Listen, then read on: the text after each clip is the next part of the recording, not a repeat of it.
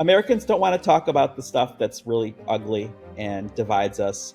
And it's unpleasant to talk about the fact that we have, one of our great American political parties, is really just, racing headlong into not just authoritarianism, but an attempt at totalitarianism.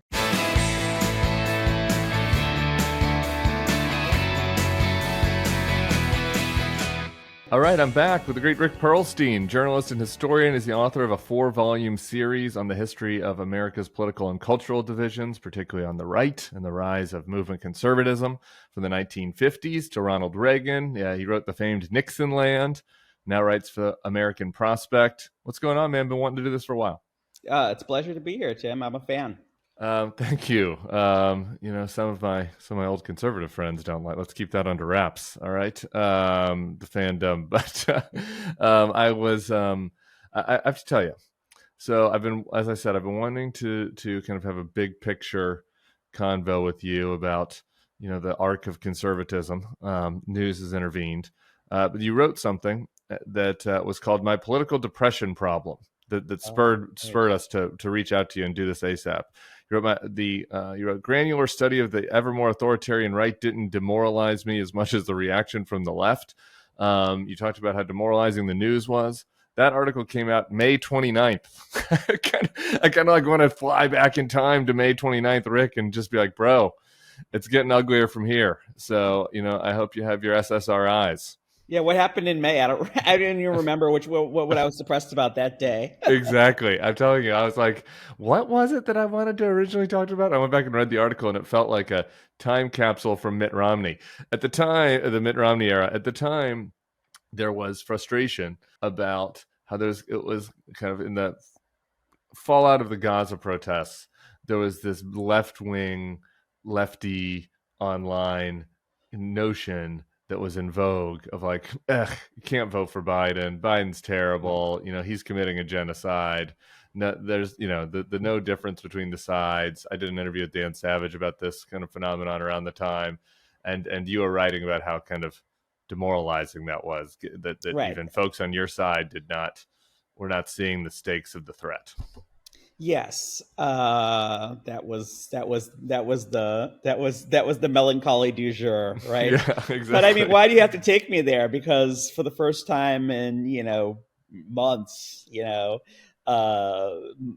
my enemies are divided, my side is united, and we're feeling joy and coconuts and all is good. But yeah, I mean, when October 7th happened, I was like, if I were, the Prince of Lies, Satan, and I wanted to, make sure that everything was so chaotic that America, the enemies of fascism in America couldn't possibly, get their stuff together and fight side by side, I would create a terrorist attack on Israel, in Gaza. Yeah. And, wedge issues. I talk about them all the time. I think about them all the time.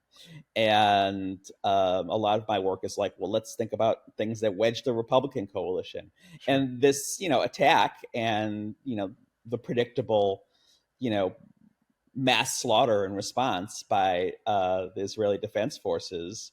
And, off the charts, polls in Israel, 98% thought that either it was the appropriate amount of violence or there should be more violence, was just the perfect tool to divide my side, just clean down the middle and make us all hate each other. And it just seems so of a piece with kind of all the institutional failures that have been a regular feature of our lives, really since, 2020. We don't have the journalism we need, in order to fight fascism because of, the greed of the people who own journalism companies. The Democratic Party was hived into, global warming, just every COVID, every day was a kind of a new thing that kind of was driving us headlong into apocalypse. And kind of that was sort of rock bottom for me. And I saw it as an opportunity just to really explain the stakes of, what happens if Trump gets another term. And I introduced a concept from a book that I'm writing, called The Infernal Triangle. And I'd be really interested to know what you made of it.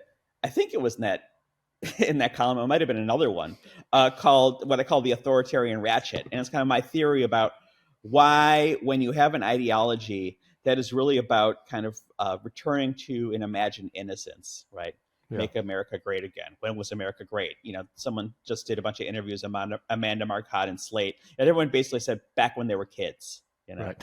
Yeah. Right. When was things great? When you were a teenager. That right. It was the best TV shows back then. The movies were the best. Teenager? Are you kidding? That was a nightmare.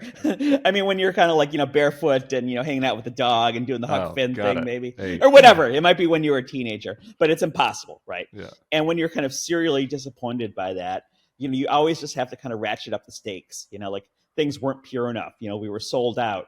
And, the process that I've been monitoring and studying is, kind of the modern American right just becoming more and more extreme. And I was just kind of saying that I think in that column, it might have been another one, that, the end state of this really is an attempt at totalitarianism, because when your goal is something that can't be achieved, but it's also imperative that it be achieved or else civilization collapse. I call it the impossible imperative. It's imperative that you return to a prelapsarian state of innocence, but it's also impossible. How could that not kind of drive you crazy? And, so, by the time Trump 2 comes, we're really staring down the barrel of, the worst possible social calamity we can imagine. And we really, if we want to bring Gaza into it, I can really easily see, Donald Trump getting on the phone with Netanyahu, who is also a fascist and just trying to stay out of jail with this war, and saying, hey, Bibi, why don't you, just finish the thing? You guys got nukes, right? So it'd be much inconceivably worse with Donald Trump, and which is a hard sell to make, but right. Politics is about choices. Like, a recently retired politician said, don't compare me with the almighty, compare me with the alternative. Yeah. And the alternative is apocalyptic. It is. And it's just, it did feel like there was this period of time kind of between October 7th and Sunday, I guess. Yeah. Where like all of the, there's that perfect storm of wedges, right? Yeah. Where you're talking about the Israel-Gaza, talking about the left being unhappy. And then you kind of have the person as the figurehead. Yeah, the Joe Biden issue. Yeah, anti-democratic movement who can't do it, like who 4 years ago was sort of able to be the Goldilocks that everybody could stomach, from Bernie to Liz Cheney, and but he's not a wartime consigliere, as they said in the, in The Godfather, not the guy you want with you in the trenches, and then happy outcome, hopefully, knock wood. Yeah, I was monitoring your happy outcome on this podcast. I was monitoring your output on this, and you, I think this kind of ties to, your backward. You have all this experience about writing with the 1968 election, having done Nixon land, and you amusingly write always. People are always like, "Isn't this kind of like 1968?" And then we have this year where it's like, okay, there's some parallels, some weaknesses, but I enjoyed the DNC chair. Jamie Harrison was during this interregnum where Biden was still stubbornly sticking around. He was like, he was tweeting about how this country, the 10% of key voters are never going to vote for the fascist, and like we can't worry about this, and we got to press forward. And you replied, "Does the DNC chair really think like this? Has he ever read about 20th century European history? Reminds me how." In the 60s and 70s, how some Democrats and pundits said polls indicating a Nixon landslide couldn't be accurate, because people would never vote for a crook. I guess it maybe there's an accurate parallel, at least in the kind of failure of imagination of the failures of imagination. But I kind of have to ask you. I mean, it's and a pleasure and an honor to be with someone who's really kind of been, with these people at the top of the game. Maybe not the Republicans, but maybe, you're kind of hanging out with some of these decision-making Democrats. I'm just sitting here on my couch in Chicago, typing. Yeah. Does he believe that, or was that just kind of like a tactic that he thought would be a good idea, which was not a good idea, by the way, because I mean it's just stupid because it's demobilizing. Oh well, they'll just automatically vote against the bad guy because he's a bad guy. But what was going on there? Was he just kind of like blowing a fuse? Yeah, no, I gotta tell you. Was it Twitter brain? Yeah, it's Twitter brain. Like it's responsiveness brain. My biggest observation going all the way back to 2015 when I was in the very first anti-Trump super PAC was like everybody that I talked to in Washington, politicians, strategists, are just so responsive to like what is happening right in front of their nose. That's terrible. And it's like very challenging to get them to be like, wait a minute, this could end up going very badly. But you know what? The opposite of kind of making every, fraction of a second, conflict into something that, occupies all your energy and is a fight you have to win. The opposite of that is wisdom. Right. I mean, is there no one in Washington, like the giants of old, who just kind of, just calmly sat back and, I mean, think about, I don't know, Game of Thrones. I think the master of whisperers, who's just kind of like, moving things into place and not just acting like a teenager dealing with, the latest blow up in gym class. I mean, that's terrible if that's the way it is in Washington. I mean, it seems like there are two. One more institutional failure, Yeah, Nancy Pelosi and Ezra Klein, it seems like, were the two that showed wisdom over the past 6 months. Everybody else is just like, I've got to fight. And I do think that some of it is tribalism, right? Which I wrote about. Some of it is just like once you've put on a jersey and you're like everything about the other side is bad, then kind of the necessary rationalization for that is that things that are happening on my side are good, or that they're okay even if they're not good, that they're defensible even if they're not good. And so then it's hard to say, like, to step away and be like, wait a minute, actually, no, this is not happening. Does the guy, I mean, I don't know a lot about him. Does the guy who's running the Democratic National Committee have like a strategic bone in his body? No. I mean, that was okay. No. All right. So we'll just kind of, one more thing to keep us up at night. Yeah, luckily it's... Hopefully he's running a turnkey operation now where he's just, kind of turns the lights on and there's like $100 million worth of checks and 60,000 new donors, on his desk in the morning, and he can do no harm. Yeah, sometimes momentum is in your favor. Let me tell you, in politics, it's always like people, the favorite thing of people to do in politics is they'll look at somebody and be like, hey, you lost that campaign, you're an idiot. Or you've never won a campaign, you're an idiot. But politics is not like, it's not like playing a game of one-on-one basketball where the better player wins 100 out of 100. Right. It's like if you have sometimes. Yeah, I mean, if you have Karl Rove and David Plouffe working together for one candidate, and you have the average listener of this podcast as the lead strategist of the other candidate, like the average listener of this podcast will win like 45 times. Yeah, right? I mean, I hate the whole incentive. I hate the whole incentive structure of the consultant biz, in which they're all kind of like claiming I'm the guy who moved it. I'm the one in 50% plus one. So pay me $1 million so I can take a cut of all the TV commercials. It's I mean, you guys, right? When the Never Trumpers, kind of got inside the Democratic tent, you looked around, and I think a lot of you were kind of quoting the guy who said, wow, when the Republicans, when one of our guys loses an election, we cut his head off. You guys,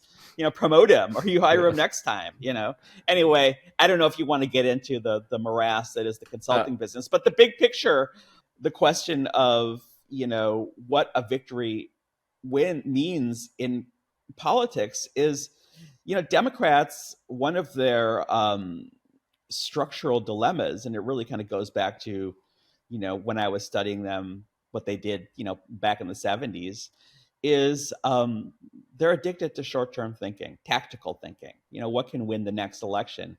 And often, the whole idea of triangulation is, we'll follow what they called a couple of years ago, the bright young boys talked about popularism. Mm-hmm. We'll just follow the electorate where they are in this very moment.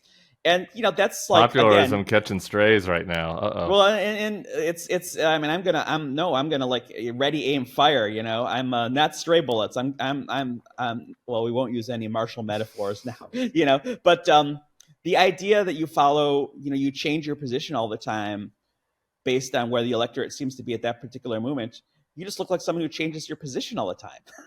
Inherently makes you someone you can't trust. I've been saying it, for about 20 years now. The Democrats just need, structures, goals, messages that don't change from election to election, just like so they seem like someone you can count on, right? Yeah. And anyway, that's my I do thing. think the contrast between that and like kind of the long march of the abortion movement on the right is pretty stark. Right.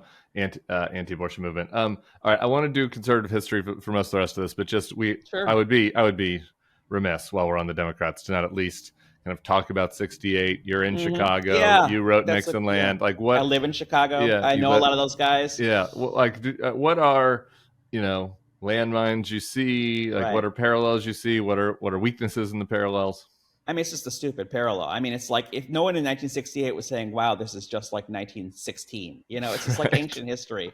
And the circumstances that happened. There's something weird about, I think it's the boomers that did this. It's a fetish. It's totally a boomer thing. It's like they were told since they were born that they were the most important thing for people on Earth.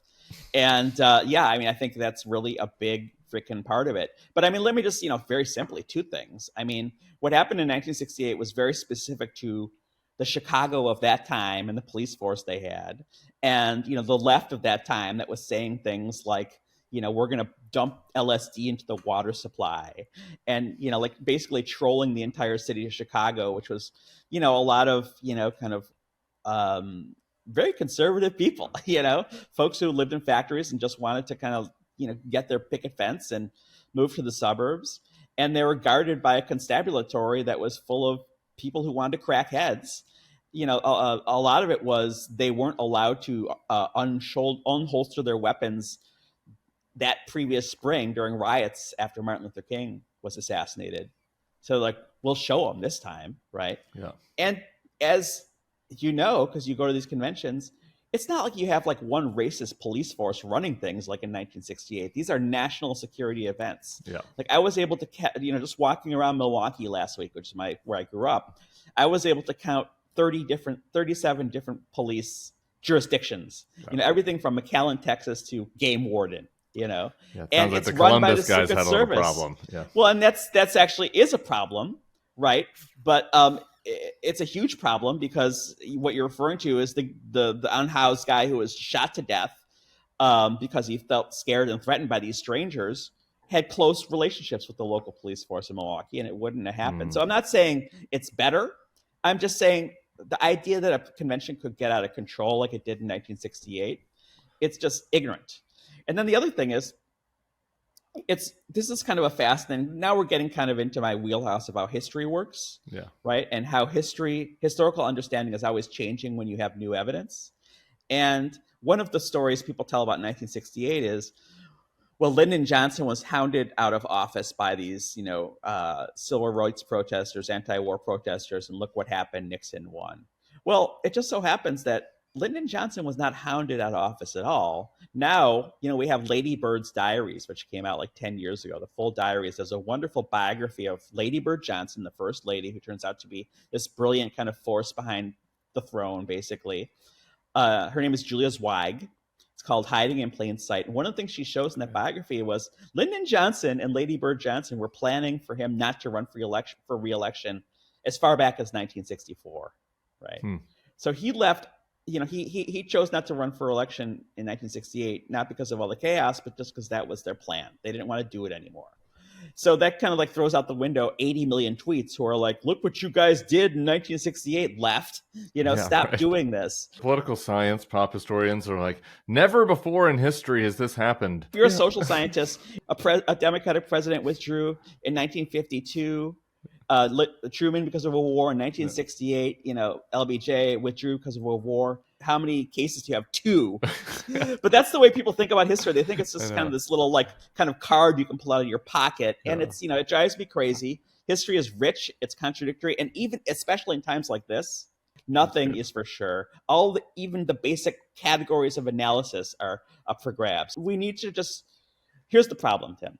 Yeah. All right. I'm ranting. All right. I like rants. I'm going to take a deep breath. Because I'm counseling calm and not just being frantic and, going off a handle.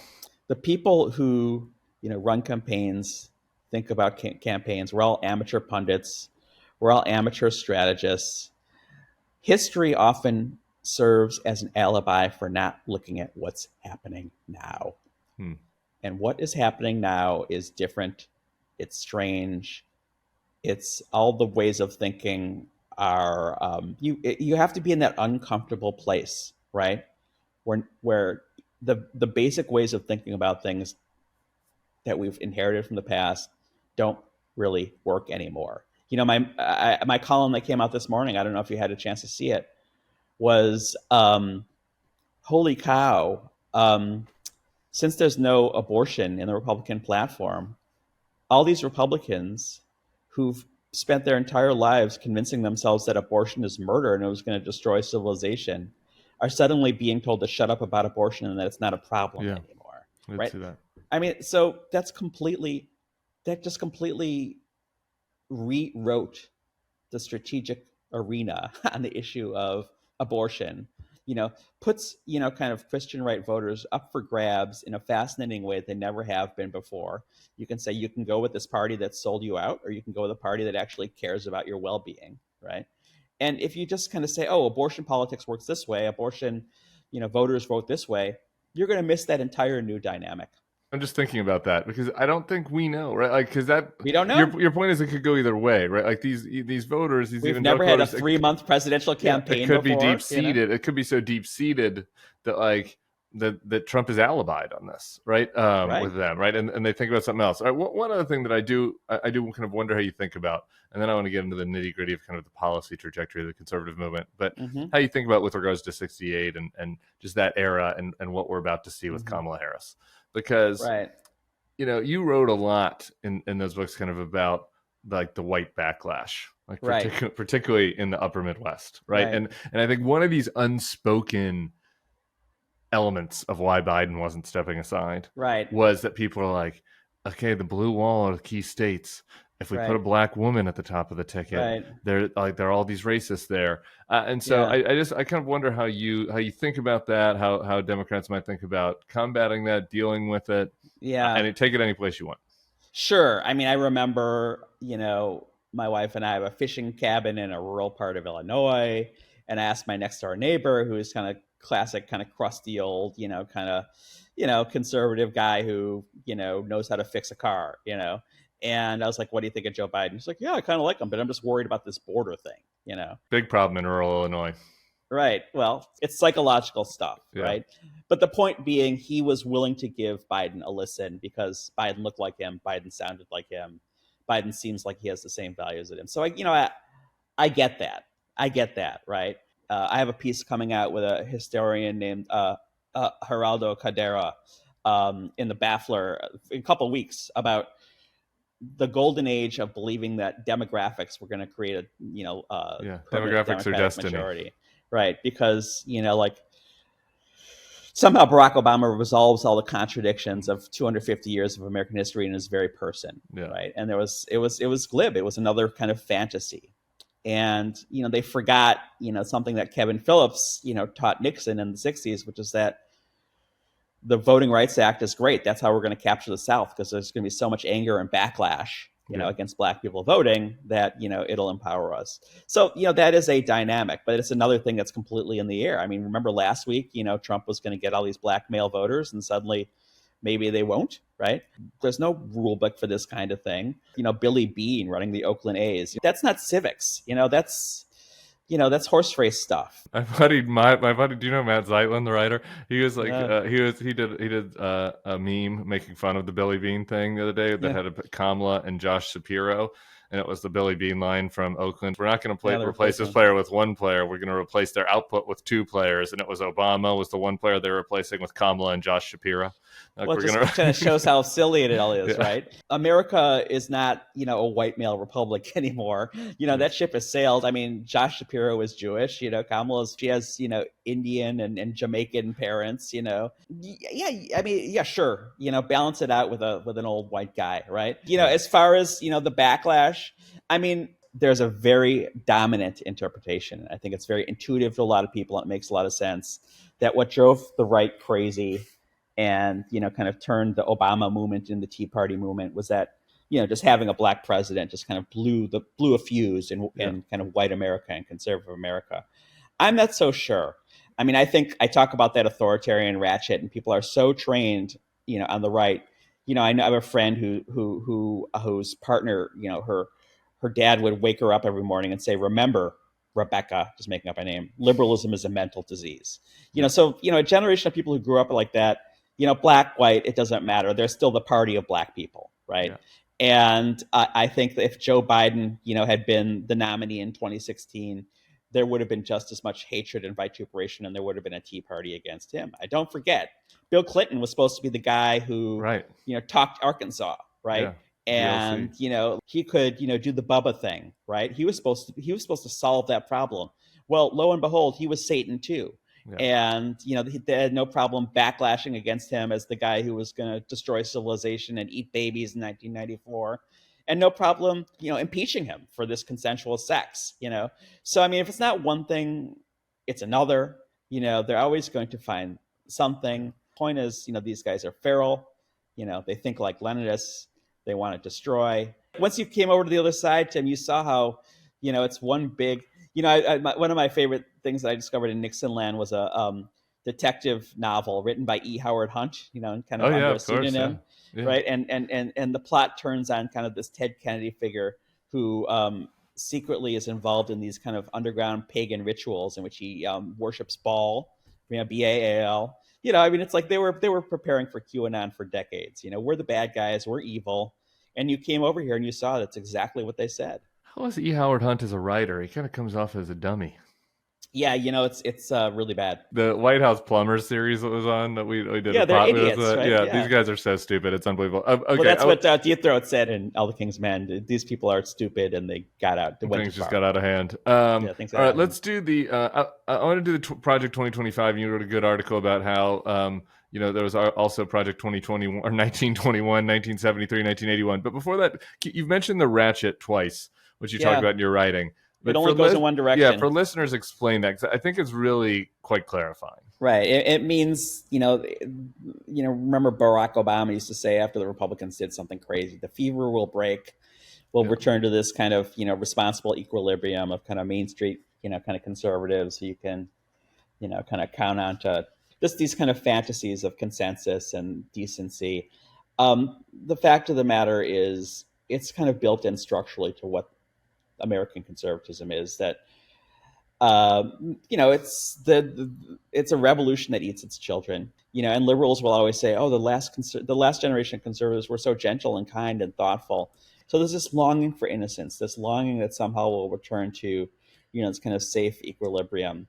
Americans don't want to talk about the stuff that's really ugly and divides us, and it's unpleasant to talk about the fact that we have, one of our great American political parties, is really just, racing headlong into not just authoritarianism, but an attempt at totalitarianism. It's like in Minocqua, Wisconsin, about Minocqua Brewing, the red, Republican town fathers have literally tried to hound the one town liberal out of business, his brew pub, just because he's a liberal. That's the kind of thing we're going to be seeing in communities across America during Trump too. People will feel, I like to say, horse race journalism is great. It has its place, but it doesn't matter if the boys in the red MAGA hats blow up the track. People will feel permission structure to do things that are truly terrible. And I get, emails, letters when I write these columns about how ugly it is out there. People from small towns saying I can't go to church anymore because all they do is talk about Trump like he's the Messiah. All my neighbors are cleaning their guns in the front yard all the time. I mean, it just really is nasty out there. And, the fever is not going to break until we defeat it, and make, basically get rid of their strategic capacity to do harm. They're not going to go away, but we got to get rid of their strategic capacity to do harm. How far do you go back with the ratchet? Where did the ratchet start? That's a tricky question. I mean, I think that it's kind of built into the philosophy of conservatism itself. There's kind of this idea that, conservatism is Burkean. It kind of seeks out this Edmund Burke, the 18th century kind of theorist of the French Revolution. Oakeshott was similar, right? Yeah. This idea that what conservatives try to do is create a nice kind of stable society in which, everyone kind of knows their place in the order, which is kind of creepy in itself. But if you actually read Edmund Burke, it's kind of like reading 18th century Fox News. I mean, he's this bitter, resentful guy who sees conspiracies everywhere, So it's kind of built into the project. I think really when it happens is when conservatives start getting power and the things they promise the electorate, which are not just policy things. It's not like we're going to, whatever, we're going to, to take something from the 1980 platform, which is also in Project 2025. We're going to get rid of the Department of Education. Mm-hmm. We're going to outlaw abortion, right? It's not just policy things. It's what those policy things are for and what they are promising on a grand scale. I mean, getting rid of abortion is supposed to get rid of kind of the fear we have that our daughters are going to rage out of control. So once conservatives get in power and promise these things and they can't possibly deliver them, I think that's when the ratchet kind of starts into motion, because the next generation, says, well, they weren't conservative enough. We didn't really try the whole program. So, Reagan naturally becomes Newt Gingrich. Newt Gingrich, naturally becomes the Tea Party. The Tea Party naturally becomes Donald Trump, and Donald Trump naturally becomes when, think about the things he's promising, right? Something like, I made a joke about this, Iron Dome. Yeah. We're going to have this completely made up thing. I mean, we're at the point where, why isn't it on the front page of every newspaper? Trump makes up a bunch of terrifying things that he can't possibly deliver. No, it was Trump strikes unifying tone, because these absolutely hack incompetent journalists, literally wrote their front page articles. The Associated Press article on the speech was literally written from the press release. They're literally republishing Republican press releases. When you're out in these galleries, the press gallery during the conventions, you can literally see the giant, teleprompter that the candidates are reading off of, right? And you can see that the scroll stops moving for like 10 minutes while he goes onto a, wander jar and promises that America's going to be paradise the day after I become elected. And somehow these reporters didn't, report that the speech he, filed, in the press release wasn't the speech he gave. But anyway, he's promising all these fantastic things. And if you actually go through a Donald Trump's thing and look at the things he promises that are all impossible to achieve, right? World Imagine peace. the serial disappointment, when reality intrudes, Yeah. No, and that's what really sets the authoritarian ratchet into motion. Oh, Trump must have been betrayed. Oh, it must have been a conspiracy. It must be the deep state, right? And it really is seductive tougher. to everyone. Yeah, it's the grassroots, the base. We need someone more tougher. We need guns. We need to get rid of these people who stand in our way. And these stories do not end well. All right, we have an ongoing conversation here, though, at the Bulwark about whether, and I think you're on the bad side of it. You're not the bad side. You're on the side of it that we don't like to hear. That Trump was the inevitable kind of end point of all this, like that it was ending here and then in kind of this quasi-authoritarian place. I mean, and that's the side you're on. If not Trump, someone else. I look at someone. I mean, a lot of it is just kind of context. I mean, what are you inheriting? Poppy Bush and John McCain and Mitt Romney weren't taking us here, were they? Were they? Their natural end game was idiocracy. My famous article, the big con about Republican grifting. Yeah. It starts literally. Romney lied so much during the 2012. I'm sorry, you worked for him, right? Yeah, it's okay. That's okay. He worked. You can be mean to Mitt Romney. He lied so much during the 2012 election that the New York Times literally used the word lie in an editorial to describe what he was doing. They kind of descended from Mount Olympus and actually called a thing what it was because they were so disgusted with all the lying he was doing. You remember the lie he told about how... I hear you, but it's not like there aren't liberals that lie. People lie. I lie. Sometimes he lied because he was repeating the stories that were part of the Republican firmament. The idea he had one that marriage has become obsolete in Scandinavia, or it's like, this is George Romney. I mean, Mitt Romney, when he announced for president in 2008. He did it next to an electric car and talked about how we needed a green future. By 2012, he's an election denier. Mitt Romney is not an election denier. there are people around him that were. Global warming denier. Oh, sorry, global warming. Sorry. But he, I was like, but wait he a was, minute. but he okay, did. we can take Mitt Romney's slander, but only slander but Tim, that's true. he did say no one had to look at my birth certificate. That was an awkward dad joke. Okay, that was like of all the places that we are right now. That was an awkward dad joke. But that's you can watch point. a whole video of Mitt Romney is jokes. not as bad as Donald Trump. Yeah. Right. But, so the question is, I'm was the saying end in 2016, game necessarily Trump, or did Trump it bring wasn't some necessarily unique thing? Trump. Yeah. Trump definitely brings in a unique thing. Yeah. But the authoritarian ratchet would have, kind of found its way to click itself 2 or 3, notches, in a more authoritarian direction. I mean, I was in New Hampshire in 2016, and I was driving down the street, and Glenn Beck told me that, Ted Cruz had been sent here by God to redeem mankind. I mean, it was just kind of It's a weird God. It's a very weird God, but and then and one of the things God works points in I made about mysterious ways, though, right? Mitt Romney, not to yes, he does, very mysterious guy, not to I don't really mean to pick on you with the Mitt Romney thing, but one thing that happened was, I can take it. All these conservative talk radio guys said Mitt Romney is a sellout. He's the Right. 2012 version of Deep State, and you saw it. As soon as he won the nomination, they all lined up behind him. Yeah, sure. That's an authoritarian mentality too. Yeah. Yeah.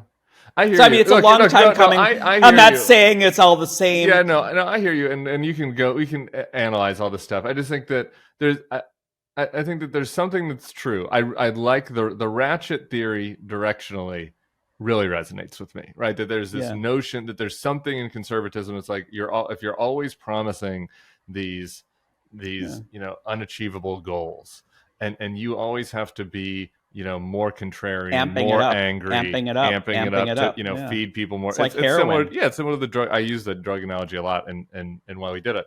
So I buy that. But there, I think there's something unique. The self-deceptions, the twist, the internal twisting in order to justify it, it kills your soul. Sure.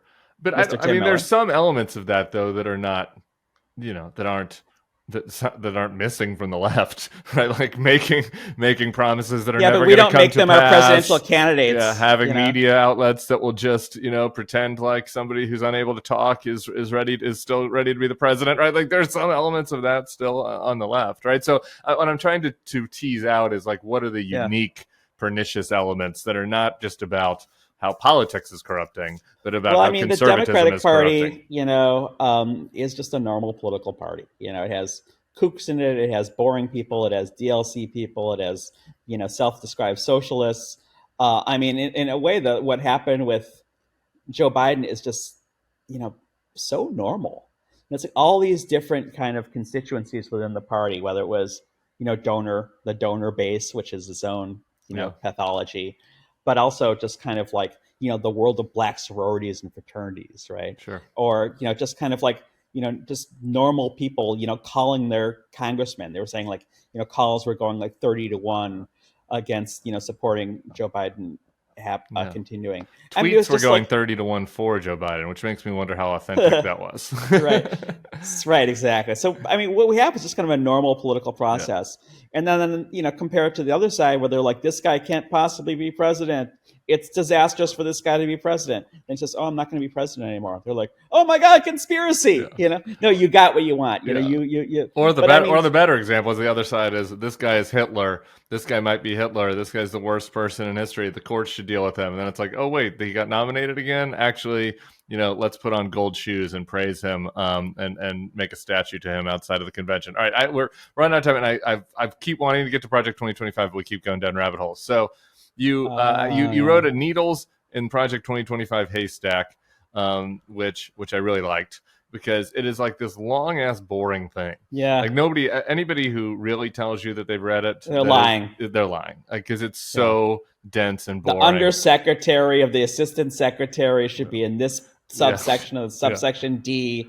I mean, it's just no way. You had a couple of things I flagged. Things like, I don't think I've seen it reported that MAGA land's very own General Jack D. Ripper is trying to lubricate every last high schooler's path to the nearest local military entrance processing station at the order. I do lay it on thick, don't I, Tim? I like that. Yes, that's basically every high schooler in America under the ideal Heritage Foundation where we'll have to take the military entrance exam. Yeah. That's it. That's in the That's a little Pentagon weird. chapter. Workers should only have one day off because God ordained a Sabbath. Sadly, this was one of my former colleagues that wrote this part. Families should decide whether their children should do dangerous jobs because of labor shortages, and Oh, that kids guy might was want to do the that guy's work. that guy's cuckoo. Was that the DHS guy or the Labor Labor. Department It's the guy? labor guy. Right. Yeah.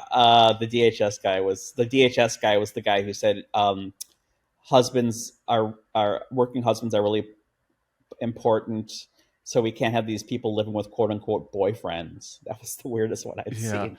No, the DHS guy, I don't know personally, but comes off as like literally a Hitler Youth, and the labor department guy is like a very earnest, like a very earnest Catholic who's like gone way too deep into the into the shit. Yeah. So I mean, there's lots of crazy stuff in there, but I've gotten into trouble for pointing out that Project 2025 is really useful, and I should be really grateful that people understand finally, how devious and diabolical these people are in their plans. But a lot of Project 2025 stuff was in Project 1980. Right. It certainly was in Project 2016. I mean, for example, one of the things that people are just discovering, which is great because I don't have to say no one's talking about this, is they want to privatize the National Weather Service and charge people for the basic weather data that farmers rely on to kind of plant their crops, and it's absolute one of these kind of things that people need. Is free weather information, and they want to charge for it, and that actually. They tried to do that. They tried to make the guy the head of the National Weather Service during the Trump administration, who was the head of AccuWeather, and they wanted to basically give him a shovel to kind of start kind of shoveling up, kind of gold coins, from every American, basement. And, so it's great that people are like, oh my God, this scary thing is in Project 2025. Sounds entrepreneurial. But it was also... I don't know. That sounds entrepreneurial to me, Rick. Why can't we inject a private sector kind of spirit into the National Weather Service? Because the economy will collapse. Anyway, so, I mean, sometimes you got to take yes for an answer. And it's great that people are realizing, that, they're trying to turn the expert civil service into a, political, cadre. But, Nixon tried to do that too. Yeah. So having looked at it, I don't want to put words in your mouth, but my analysis of you've gone so deep into this kind of movement conservatism and know all these players and really what Project 2025 is like this Frankenstein of Buchananism. It's all these different pieces put together. Yeah. Right. So it's a mess. Yeah, it's not Trumpism, really. It's not Buchananism. It's not William F. Buckleyism. It's a grab bag. It's a grab bag of all of that. Sometimes in one chapter, by the way. Yeah. Yeah, I mean, my favorite chapter is the one on trade, which is written by two authors, and one says yay free trade, and the other one says boo free trade. Right. So if you think Project 2025 is, again, this book of spells that they reach into to destroy America, well, you got to kind of think about, wow, maybe it's just evidence that they aren't nearly as coherent and they don't have their stuff together nearly as much as they think. Right. I mean, and these are actually, it's like, I quoted, Patton in the movie with George C. Scott. He defeats General Rommel, the great tank general of Germany. And he says, you bastard, I read your book. Yeah. Well, these guys are giving us their book, and, so this is a strategic opportunity. It's not all just like, oh my God, this is terrifying. Let's poop ourselves, No, I'm telling you, showing people who these folks are, like a big voting motivator, and which ties to the last topic I want to get to is people don't want to vote for somebody that they think is going to be surrounded by people that are annoying and weird and freaky. And this motivates a lot of the tech bro. You had an interesting comment about your dinner with Mark Andreessen. I want you to explain why J.D. Vance's best buddy. Yeah, I want you to explain why you think that these kind of socially liberal tech bros fit in the MAGA world. But my theory is that they are exposed to lefty progressives in Silicon Valley that annoy them, and they simply don't want these people to have power. And that if maybe we expose people more to the guys writing Project 2025 who, don't want you to be able to have live-in boyfriends. So basically, Mark Andreessen and Elon Musk are kind of the equivalent of the kind of Michelle Malkin going to college in Oberlin. Yes. And, yes. deciding, Yeah, that's my theory. I mean, that's part of it, but I think it's much more simple, much more basic. These guys see themselves as aristocrats. They see themselves as terrestrial gods. They see themselves as people with all the answers. They think like engineers, and they think they deserve what they have. They deserve their $150 million houses, and they've so retreated into their private worlds and their own kind of silos in which they have all the answers for civilization that they've kind of driven themselves insane. They've self-radicalized. I mean, these are the guys who, are buying, 100-foot deep bunkers in New Zealand, right? It's not just, they're worried about, their daughters who are, changing their gender identity. No, I think that they're actually much more malign and frightening than that. I mean, if you actually read something like Mark Andreessen's Tech Optimist Manifesto, he's like, technology has never created a problem that technology can't solve. I'm like, really? Like the hydrogen bomb, Right. I mean, it's very, very cracked stuff, and it's more than just kind of vibes based on vibes. Yeah.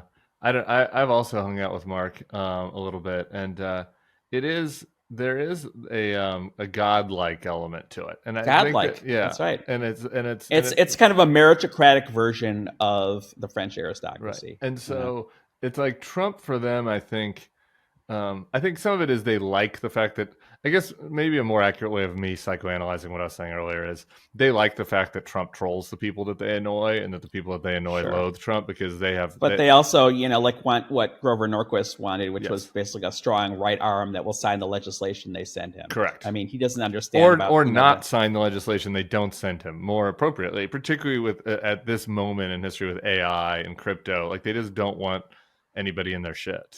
Get out of the way, right? Yeah, and they, like they say, they see themselves as this Empyrean realm. They can't be seasteaders; they're stuck with the rest of the country, and they see Trump as like Winston Churchill said, they're all people who want to ride the alligator and think that the alligator is going to eat them last. All right, my last one for you. People should read your article about Andreessen. I'm obsessed with Andreessen. I'm obsessed with the Tech Manifesto. Probably my most widely read article. Yeah, I'm obsessed with it. I think it's extremely important because this is not, there's a line on the podcast Charlie liked to use about how like clowns with a flamethrower still have a flamethrower, which is true. And something when we discuss the clowns a lot on the podcast, Andreessen's not a clown. So I think it's important to understand what these guys want. He's like Charles Foster Kane. He's this rich guy who lives in this mansion with a bunch of priceless art that he looks at and gets bored by. But he's a smart umpteen billionaire with a flamethrower. So that's a little bit more dangerous. All right, brother. Appreciate that very much. Everybody go out and read Nixon Land and the rest of Rick's oeuvre. Appreciate him so much for coming on the podcast. And we'll see the rest of you back here tomorrow for another edition of the Bulwark Podcast. Peace.